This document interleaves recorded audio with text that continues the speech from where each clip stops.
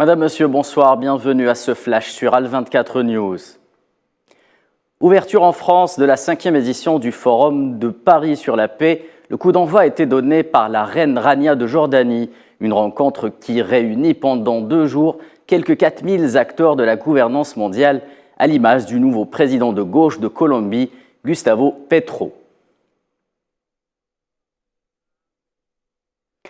Et c'est en sa qualité de représentant du président algérien Abdelmadjid Tebboune que le chef de la diplomatie algérienne, Ramtan Lamamra, prend part à cette 5e édition du Forum de Paris sur la paix qui se tient sous le thème « Surmonter la multicrise ». Lamamra est l'invité du président français Emmanuel Macron.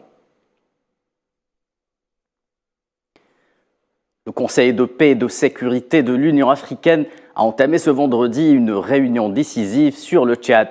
Les 15 membres de cet organe chargé de la prévention, la gestion et le règlement des conflits va se pencher sur un rapport du président de la CPS, le Tchadien Moussa Faki, qui demande des sanctions contre le pouvoir de transition dirigé par le président Mahamat Idriss Déby Itno. En Guinée, une rencontre a eu lieu hier entre le Premier ministre et les principaux partis politiques guinéens à la capitale Conakry.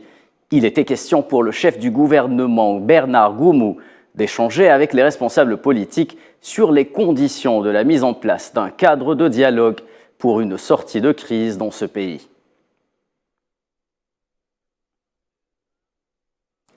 En Méditerranée, le navire Ocean Viking a finalement accosté sur les côtes françaises à Toulon, avec à son bord 230 migrants, dont 57 enfants.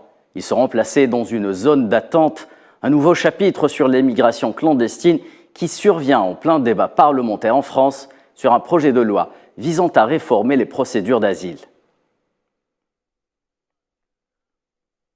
Dans une nouvelle déclaration au sujet du conflit russo-ukrainien, le Kremlin considère toujours que la totalité de la région de Kherson et sa capitale éponyme appartiennent toujours à la Russie, et ce en dépit du retrait des troupes russes de la rive droite du fleuve Dniepr.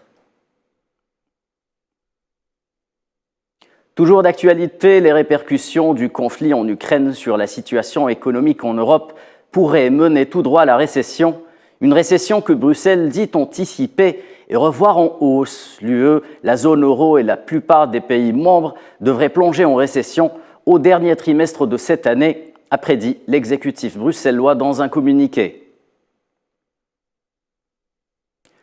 Retour en France pour parler de la grève qui secoue le secteur des transports ainsi que ses répercussions sur le fonctionnement des infrastructures.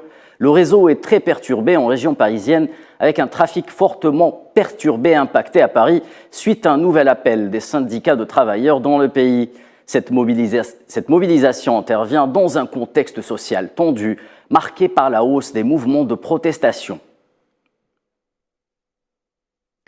Et après une semaine marquée par les élections de mi-mandat, le président américain Joe Biden entame ce vendredi une tournée internationale, à commencer par l'Égypte, pour participer au sommet des Nations Unies sur le climat COP27.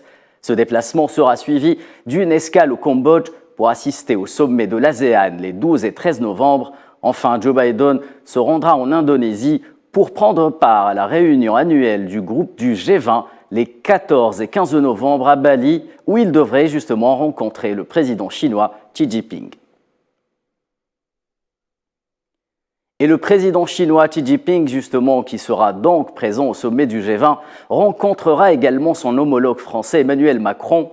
Il se rendra par la suite en Thaïlande pour participer au sommet du Forum de la coopération économique Asie-Pacifique APEC du 17 au 19 novembre courant.